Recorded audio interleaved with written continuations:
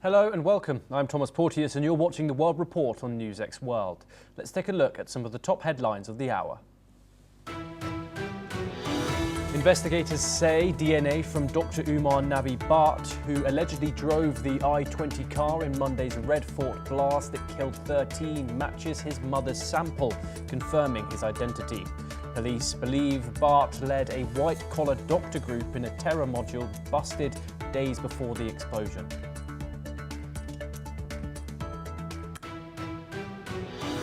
Pakistan's parliament approves a constitutional amendment granting lifetime immunity to the president and current army chief, sparking fears over eroding democratic checks. The 27th Amendment also creates a new chief of defence forces and a federal constitutional court, further centralising military power.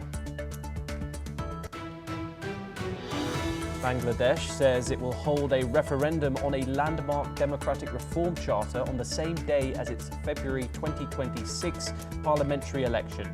Interim leader Muhammad Yunus announced the move in a national address, calling it a key step towards political reform.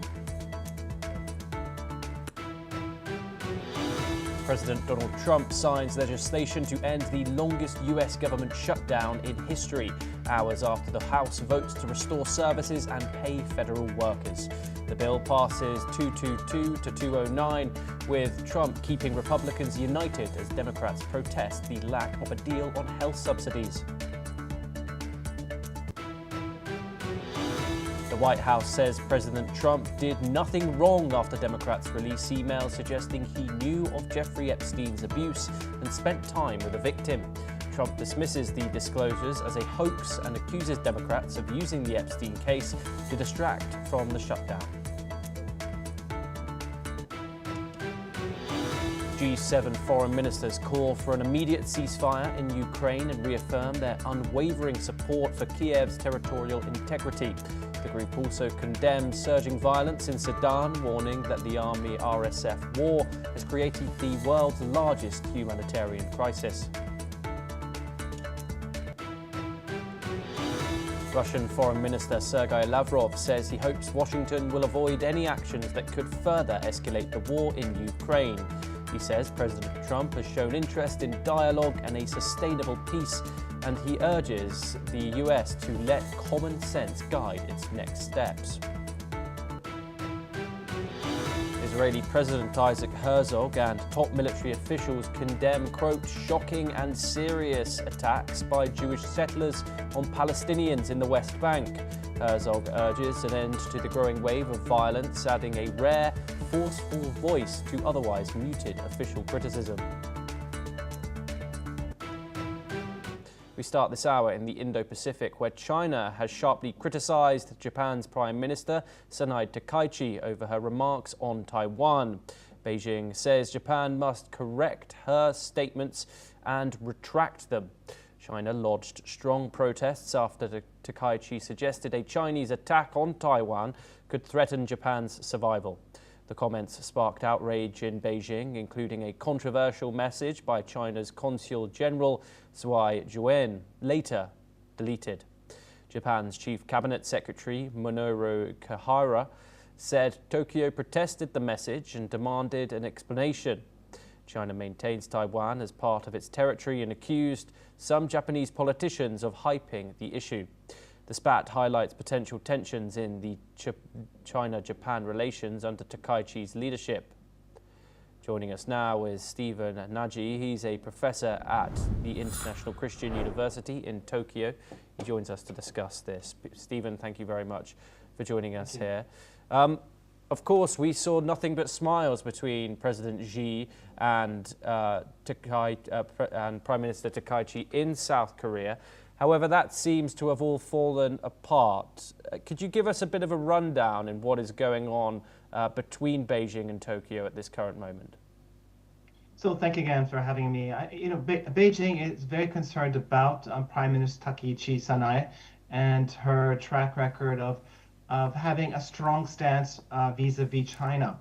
They would call her a China hawk. I think most analysts would call her a China realist. She has formed her view about China based on the increase of defense military spending by China, which is about 10% year on year for the past 20 years. And she's formed her view about Taiwan and peace and stability across the Taiwan Straits based on the increased frequency of military drills by China in and around Taiwan, and comments about a forced reunification of Taiwan in the case of a peaceful unification not happening. In the broader context, I think we should understand that Taiwan is not just Japan's security issue. It's an issue that I think many countries face in and around the sea lines of communication of Taiwan. About 2.3 trillion US dollars of trade goes on. It's also the center of semiconductor productions. And if this system breaks down in the context of some kind of conflict between mainland China and Taiwan, this would have not only regional repercussions or repercussions on Japan, but global repercussions on the global economy. So when Prime Minister Takaichi is saying what happens to Taiwan matters to Japan, I think this is brain surgery. Frankly, it's a reality. And how unusual is this level of public hostility from Beijing towards Tokyo in particular? So Beijing has a track record of what we call like a sweet and sour approach to not only Japan, but many countries. If Japan or South Korea or Canada or Australia is doing what Beijing sees is in Beijing's interests or have the appropriate view of Beijing and China from China's perspective, then they give them economic inducements and they loosen up visas. But if there's different points of view or they adopt a different stance, in this particular case, Prime Minister Takaichi spoke directly about a Taiwan contingency being a Japanese contingency. They usually give the sour or the sticks. Again, this behavior is a track record that is not just been given to Tokyo in many different occasions. South Korea experienced this when the THAAD missiles were installed. Canada's experienced this after Meng Wanzhou, the Huawei executive, was arrested. And Australia has experienced this when the former Prime Minister, Scott Morrison, requested international investigation of the COVID-19 pandemic. So what we see is a track record of that sour approach when states, including Japan, take an approach or have a position that Beijing does not like. Of course, but Japan has been strengthening its military cooperation with the United States and enhancing its missile capabilities. Do you think after this, China is reading this as Japan preparing at least indirectly for a Taiwan contingency? So I think unofficially, many countries are very, very concerned about Beijing's attentions towards Taiwan.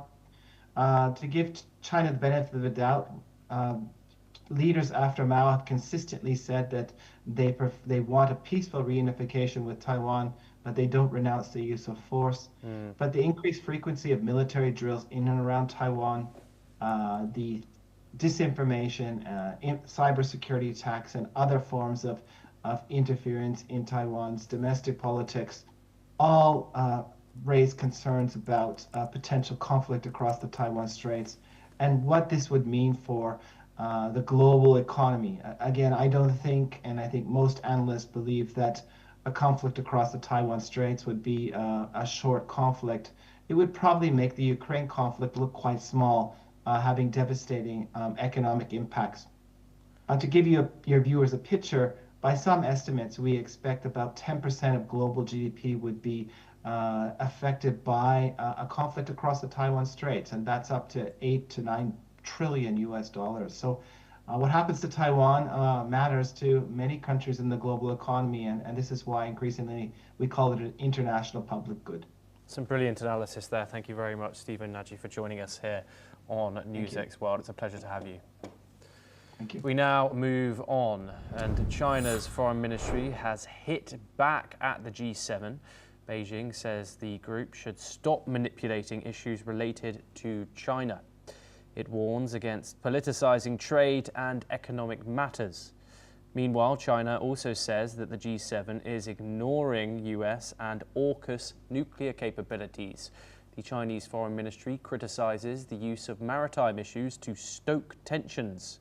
It strongly opposes the G7 statement on China's military buildup. China calls for restraint and urges the group to engage constructively. Okay, joining us once again is Stephen Nagy. Sorry for dismissing you there. Thank you very much for joining us once again.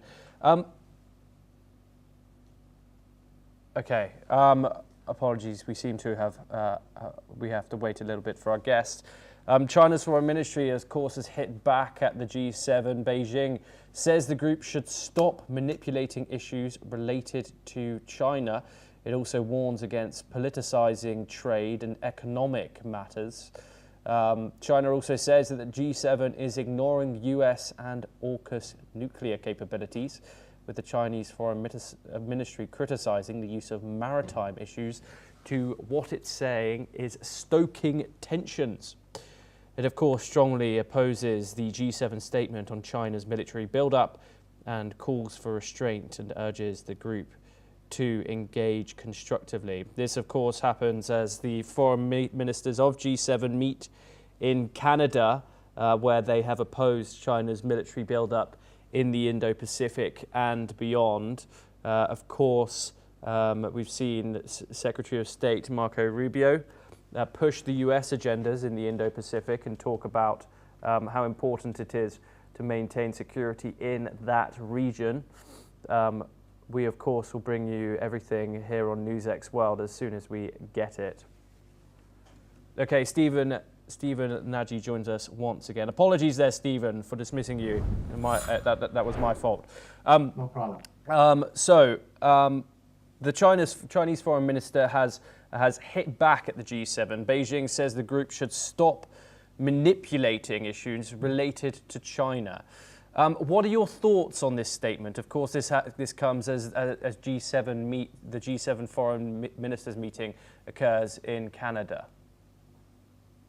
Well, it's an expected statement from the foreign minister of China and their communication department. We generally see that China uses expressions such as Cold War mentality, a small clique of countries with an outdated point of view of global politics. But the G7 members have gathered in Canada and they're discussing what are the challenges facing the global community. And one of the challenges facing the global community is continued assertive behavior by China across the Taiwan Straits and in the region.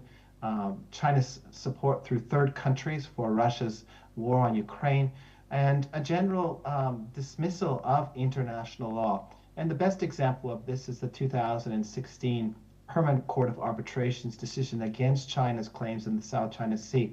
It did not recognize this. It built and militarized islands in the South China Sea and continues to harass the Philippines and other states within the region through gray zone tactics and hybrid tactics. So it's a challenge, and the G7 want to put pressure on China. And the Chinese Foreign Ministry has also criticized the use of maritime issues to stoke tensions. Of course, you've spoken about it there, but what do you make of this statement, given China's activities near the Scarborough Shoal and elsewhere in the Indo-Pacific?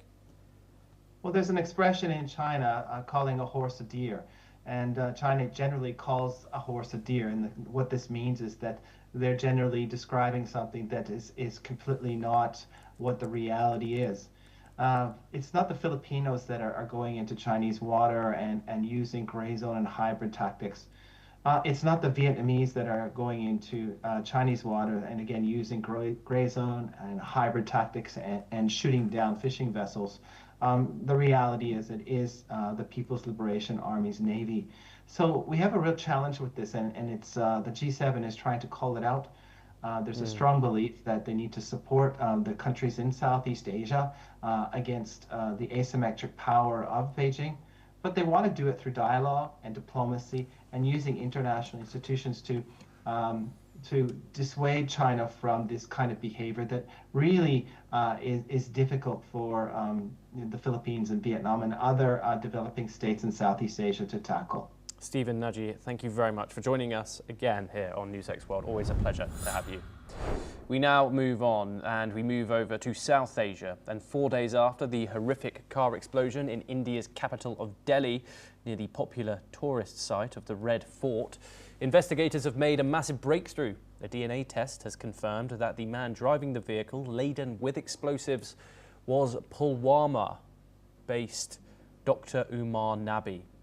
The blast on the 10th of November claimed at least 13 lives and left many people injured.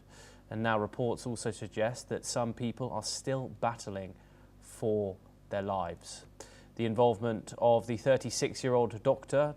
Umar Nabi from Jammu and Kashmir's Pulwama has now established a direct link between Haryana's Al-Fala University, which has been under the scanner in relation to the blast near the Red Fort.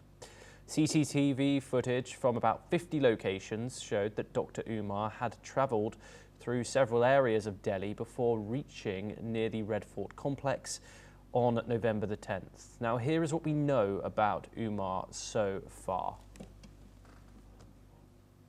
Now, after completing his studies at Government Medical College in Srinagar, Umar worked as a senior resident at Government Medical College in Anantnag. He later moved to Delhi for another job. At the time of the terror attack, he was in fact employed as an assistant professor at Al-Fala University in Faridabad. At the Al-Fala University, they will now face the ED's scrutiny. Union Home Minister Amit Shah held a high-level meeting earlier today and has issued instructions to take action against Al-Fala's university funding. Okay, now joining us is Okay, of course, that is what we know about Dr. Umar, as his identity is confirmed to match that of his mother's. There was long-winded suspicions about him being the man who was involved in this attack, which has now been confirmed by the Indian government. It is treating it as such. Near that Red Fort in Delhi on Monday, which killed now 13 people and left many in hospital, some in serious condition there. But of course, we are here getting information trickled through very slowly. However, okay, we are now joined by Major General Shashi Asthana. He is a defense expert and he joins us live from New Delhi. Thank you very much for joining us. Of course, we now know a bit about this man, Dr. Umar Nabi, who was a 36-year-old medical professional and an assistant professor at Al-Fala University.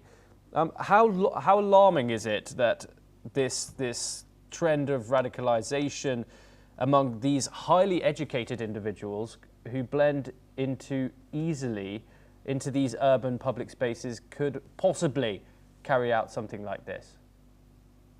This trend is not new for the simple reason because if you recall the recruitment pattern of IS and the number of recruitments which they did in Europe, they were all educated people.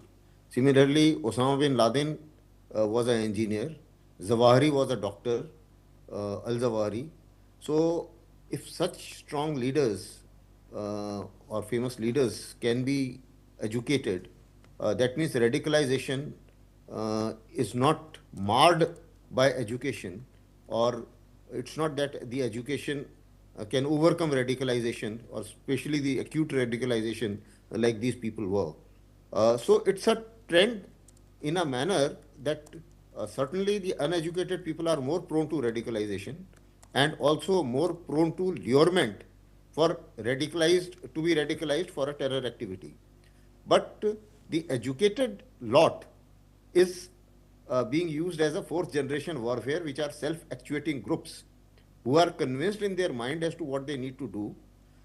They are not the ones who are being lured for money or lured for, or they are a lot who has actually suffered or something like that, because they are the privileged lot with the belonging to the nice or better status of the society. So, but then they carry with them an element of deniability and also lesser chances of being caught because of their access to certain important areas. At the same time, people's access to them. Like for a doctor, anybody can go to him as a patient. So for him to recruit, for him to converse, for him to meet various people is not difficult. Similarly, there is always a trend whenever we talk of radicalization. The educational institutes are always in the forefront, because if you see from madrasas, the radicalization was taking place, and you have a raw mind, whole lot of students. Now, in case of medical college, obviously the students are also adults, but notwithstanding that, you have a group available to you for recruitment. So I think the terror agencies also perhaps evolve themselves, that sending raw terrorists may be difficult, but then creating sleeper cells with educated people can be lesser risky and more dangerous. Like the case of a doctor being caught for making the poison, that is ricin poison, which perhaps could have caused a biological terrorism of a very high magnitude, never seen earlier. So these are very dangerous trends, but certainly they are not new trends. They did exist. Some models did exist earlier. Back to you. Yes, and Major General Asthana, of course, the Home Minister, Amit Shah, has ordered a probe into Al-Fala's university funding. Do you think that's the correct move, and what kind of financial patterns typically reveal whether there is a problem there with the institutional funding and being misused for extremist purposes? Certainly, there is a high probability of the funding, especially the funding coming from abroad, being used for certain, shall I say, illegal purposes. And as we found that this particular institute grew manifold in recent times and has got many companies also affiliated to it. And it was being funded from abroad to some extent. So now this fund flow needs to be checked, and the trail of the terror financing needs to be choked. These two are very important things, and also it's not being, I'm sure the agencies are investigating into it as to how a doctor who was thrown out of the job because of terror links in Jammu and Kashmir got a job in this university. Maybe that they are not having, either they are not having appropriate interviews, or maybe if they take the line of the ignorance, that means they are not doing their job properly, or they were in hand in gloves with these terrorists. So I think the authorities in this university also have a lot to answer. And similarly, the probes to many other beneficiaries of foreign investment and foreign aid, I think they also need to be probed, because there is, without fund, nothing moves. No terror capsule moves without fund. So obviously, if you can catch the money trail, I think a lot story can be uncovered. Yes, Major General Shashi Asthana, thank you very much for joining us here on NewsX World. Of course, we'll continue to bring you all the information coming out of that developing story as we get it. Now, moving over to the Middle East, and the IDF reported that it carried out airstrikes against a Hezbollah weapons depot and an adjacent underground site belonging to the terror group in southern Lebanon earlier this morning. The infrastructure was located next to a public sports and leisure centre, serving as yet another example of Hezbollah's cynical use of Lebanese civilians as human shields for its operations conducted within civilian areas. That's according to the IDF. And Hezbollah sites in southern Lebanon was also targeted in the airstrike.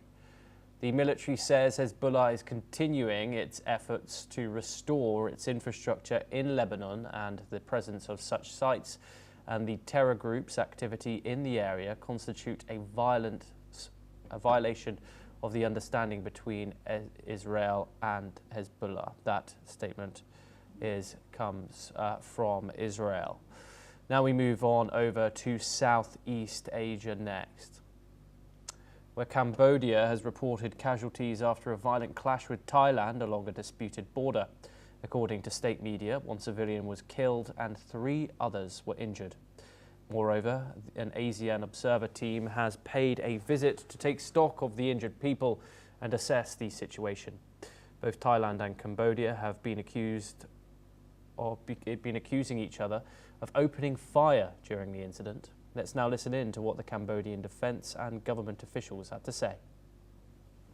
Unprovoked use of violence by the Thai side on the innocent Cambodian civilian result in 3 people injured and 1 person killed. I call on the Thai side to immediately cease the use of force against innocent Cambodian civilians in Prechan village and to refrain from any use of force in addressing border issue between our 2 countries. I also call for an independent investigation into this incident and appeal for the participation of qualified international parties to uncover the truth and those responsible in order to deliver justice for the victims. Now we move on, and tensions have escalated after Thailand suspended an enhanced ceasefire agreement which was signed last month during the ASEAN summit. This decision by Thailand came after a landmine explosion injured 4 Thai soldiers in the Sisaket province on Monday. As of now, Cambodia has filed a formal protest citing violations of sovereignty and international law.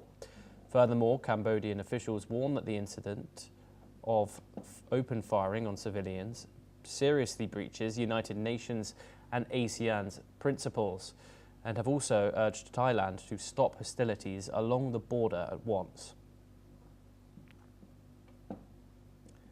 Now we move to South Asia once again, and Bangladesh is witnessing widespread unrest ahead of Sheikh Hasina's trial. Explosions and arson attacks have hit Dhaka and surrounding areas. The International Crimes Tribunal will announce Sheikh Hasina's verdict on November the 17th.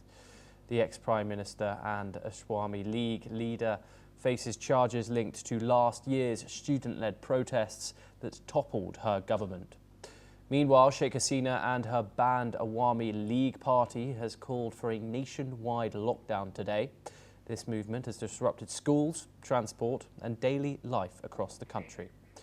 Moreover, crude bomb blasts and vehicle torchings have been reported in Dhaka and other cities. The interim government, led by Mohammed Yunus, has deployed thousands of police and paramilitary forces. Key routes have been sealed and armed units stationed at critical installations to maintain order. Additionally, Bangladesh's foreign ministry has summoned India's Deputy High Commissioner over Hasina's media access, expressing concerns that her recent interviews have encouraged unrest in Bangladesh, while also requesting India to limit her media engagements. Well, that's all that we have time for this hour. Keep watching NewsX World for more international news updates.